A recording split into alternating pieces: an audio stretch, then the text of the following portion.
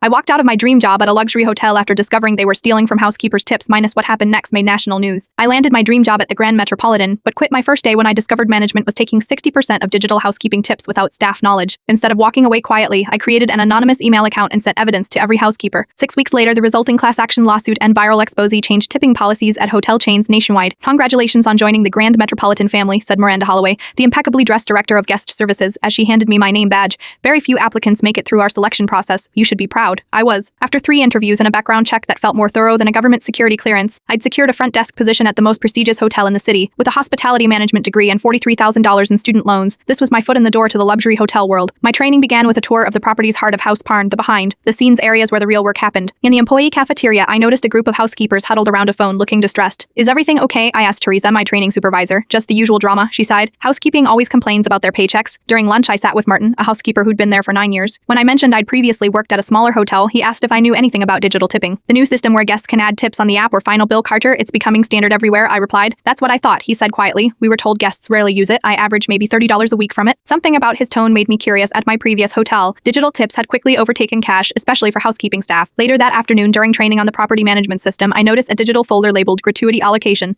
When Teresa stepped away for a call, curiosity got the better of me. I clicked it open. The stretched inside made my stomach drop. The hotel was collecting thousands in digital housekeeping tips weekly but dispersing less than 40% to the actual housekeepers. The rest was categorized as operational allocation. When Teresa returned, I casually asked about the tipping policy. Oh, the system automatically handles everything, she said brightly. Guests love knowing their tips go directly to staff. And do they? Go directly to staff. Her smile tightened slightly. Management ensures fair distribution. By the end of my first day, I'd seen enough. When Miranda asked how training went, I handed back my badge. I don't think this is the right fit for me, I said. That's unusual, she replied, genuinely confused. May I ask why? I believe strongly in ethical workplace practices, I said simply, and left. That night, I created an anonymous email account. I attached parents of the gratuity spreckets, a breakdown of what each housekeeper should have received versus what they actually got, and the relevant labor laws about tip theft. I sent it to every housekeeper's email I could find in the system. 3 days later, Martin called me. Did you send those emails? What emails? I played dumb. Someone sent evidence that management has been skimming our digital tips for 2 years. Teresa accidentally left her computer logged in, and a bunch of housekeepers saw the spreadsheets. His voice shook with emotion. They owe some of us thousands of dollars. Within 2 weeks, a labor attorney had filed a class action lawsuit on behalf of 67 housekeepers. A local journalist picked up the story, which then went national, after several larger hotel chains were discovered to have similar practices. 6 weeks after my single day of employment, I watched the hotel's corporate premiere on national news announcing a transparency initiative for their tipping policies across all properties, including back payments to affected staff. I never mentioned my involvement, but 3 months later, I received a small package at my new job at a competitor hotel with verified ethical tipping policies. Inside was a thank you card signed by dozens of housekeepers and a small crystal elephant figurine. The note from Martin simply read, "Elephants never forget.